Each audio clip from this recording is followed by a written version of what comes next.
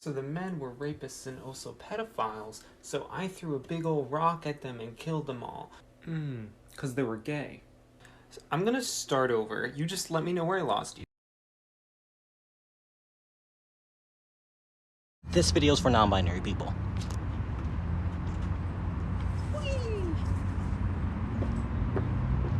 You're welcome.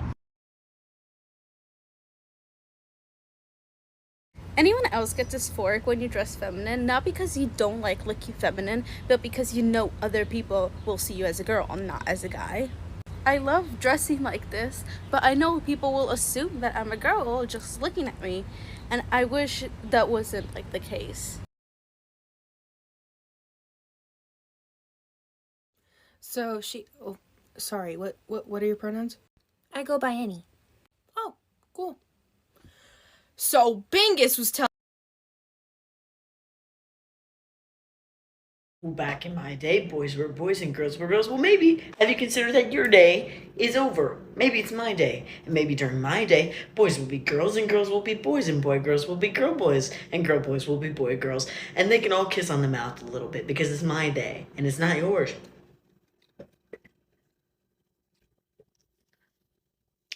So consider that.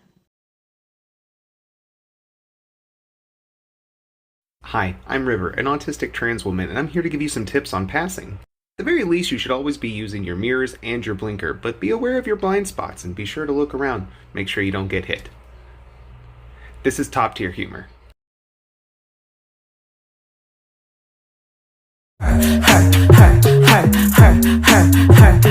She.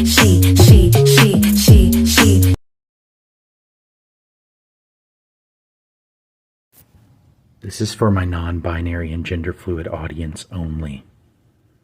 Everyone else needs to throw their phone in the garbage. Watch this.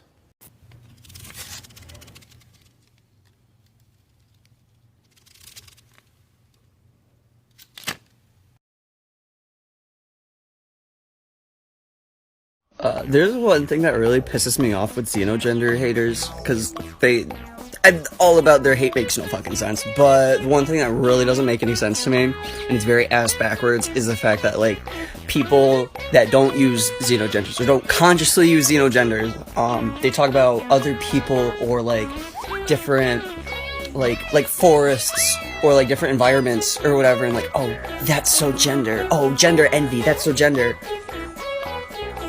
But Xenogenders aren't real, gender isn't an aesthetic. I don't get that. So this is myths about shrimps. Two people with shrimps and papayas cannot have sex. Or penetrative sex. That's not true. At all. You can have sex with them. You can have penetrative sex with your shrimp. You just have to learn how to have sex with your shrimp. Shrimps are always small. No, they vary in size. They all outwardly can be like this, or they could be like this. Or they could be hidden by the mons pubis. But that still doesn't mean that it doesn't exist. It's just inside the mons pubis. Just like a regular eggplant. A shrimp is an eggplant. It's just small. There are shrimps that can be the size of a small eggplant. They are not different. The only thing that is different about the shrimp versus the eggplant is the shrimp doesn't have a corpus spongiosum because the urethra is down underneath, for the most part, for most people. Because of the absence of the corpus spongiosum, the gland splits down the middle, and there is an empty gap in between the shaft. Shrimps do not have a shaft. The shaft is the labia majora. No. The labia is not the shaft. The shaft is inside. It just points downwards. And you can see it. It is not a bean. It is a glans eggplant. That is what it's called. And people can have all of the things that a regular glands on a eggplant has. Like eggplant-tile papules, frenulums, etc. Fun fact, there's usually an extra frenulum on the shrimp on the top of the glands underneath it. This is kind of not as common in bigger eggplants. There's also lots of genetic variation of shrimps as well as eggplants. They vary in shape, size, color, texture, veins, lots of different things. Please do not let the entire world make you think that your shrimp is not desirable, is not beautiful, is not a natural part of human anatomy. Don't let people with big eggplants tell you that you do not have a shrimp, because they're insecure about their own bodies. And they're insecure about having a shrimp, just like you are.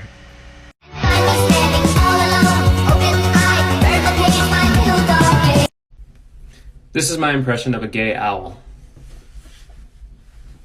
Who?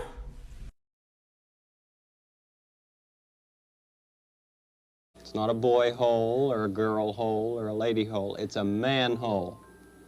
Men go down to work there.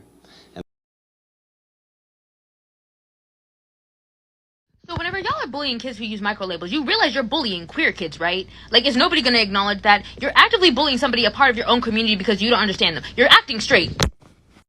Not only are straight men appropriating lesbian culture by liking women, they're also appropriating butch culture by dressing like them.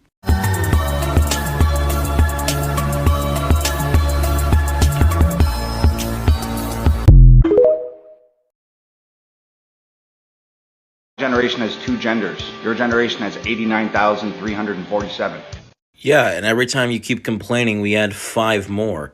Come on, keep it up, face tattoos. I got some time before work. I can add to the list. Let's go. Come on, come on. If anyone ever recommends you a Facebook group where these 2 bears are the mascot and the slogan is, "We protect AFABs out here in these woods," don't fucking join and report the fucking group. That group is called Bandits. It was a Facebook group that was way, way too active in 2018, 2019, back when I joined.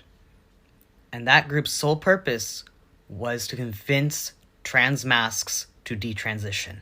I'm recording videos on this because not only was I personally affected by this group to the point where I have extreme trauma around it, a bunch of people I know were, and I want more people to be aware of what was going on in left book spaces, or like general leftist online spaces, and trans mask spaces during this time, and how TERFs have successfully infiltrated these spaces.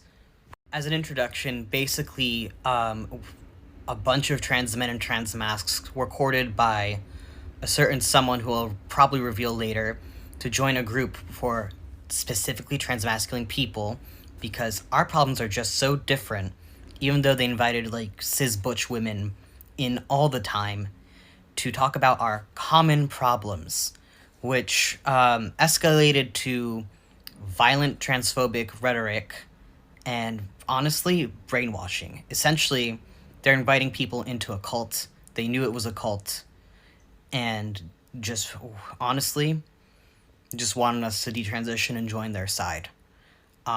In this group, we were exposed to not only just violent transphobia, we were exposed to rampant biphobia, rampant anti-sex, anti-kink rhetoric, and we were made to jump through hoops for the approval of basically the leader.